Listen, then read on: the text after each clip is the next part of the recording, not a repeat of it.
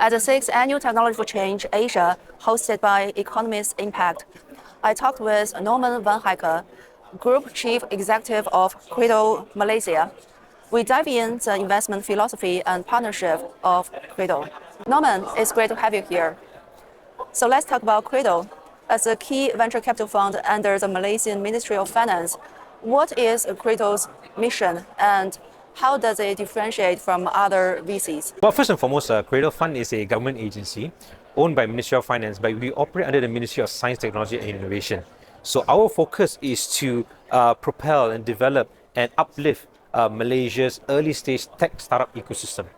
So what differentiates us from a typical VC is that we come in at the very early stage, at the ideation stage, which is our first funding in the form of grants that takes a startup all the way through to early commercialization and connect them to the VCs out there.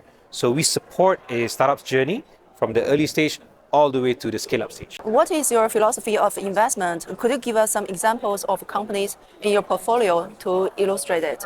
Every year we get hundreds, or maybe even last year we almost reached almost 1,000 startups that actually came over to Cradle to apply for funding.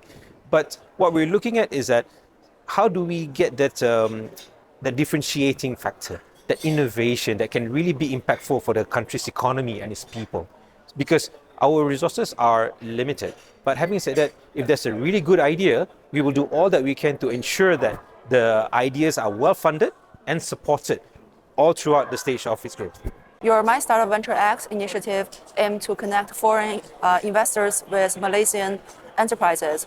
So what technology fields are you targeting to attract to Malaysian, and what kind of partnerships are you looking at? There's a lot of good talent, good technology IPs in Malaysia already. But then again, how do we amplify this? There's also really good talent and ideas outside of Malaysia as well.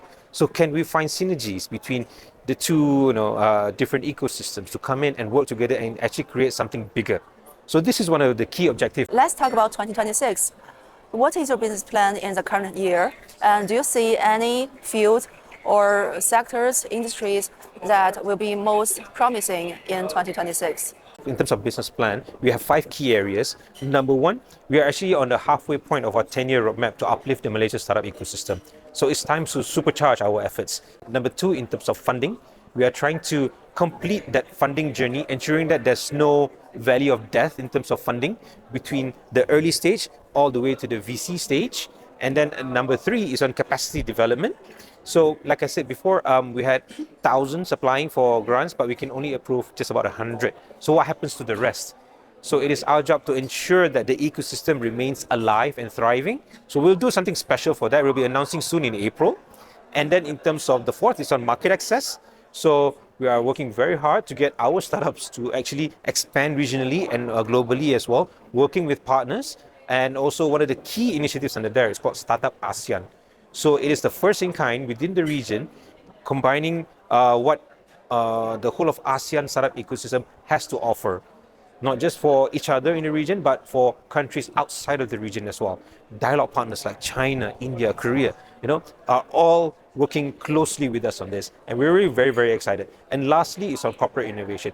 We're trying to really accelerate corporate innovation in Malaysia to work, not just to innovate within their own ecosystem, but to also work with startups, with new ideas, trying out new things. So Cradle, as from a government perspective, we try to minimize the risk because industry tends to be risk averse a little bit. So we come in, we step in, we provide that facilitation to reduce the risk of industries working together with startups to come up with new ideas that can actually benefit the economy in its entirety. Do you already have any partnership with China? We work with China on a number of startup-related initiatives.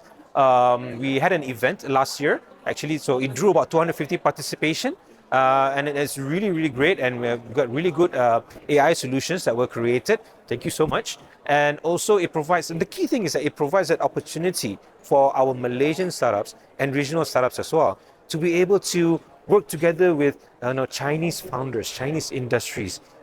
Maybe we can find new synergies to come up with new ideas that can benefit both our regions.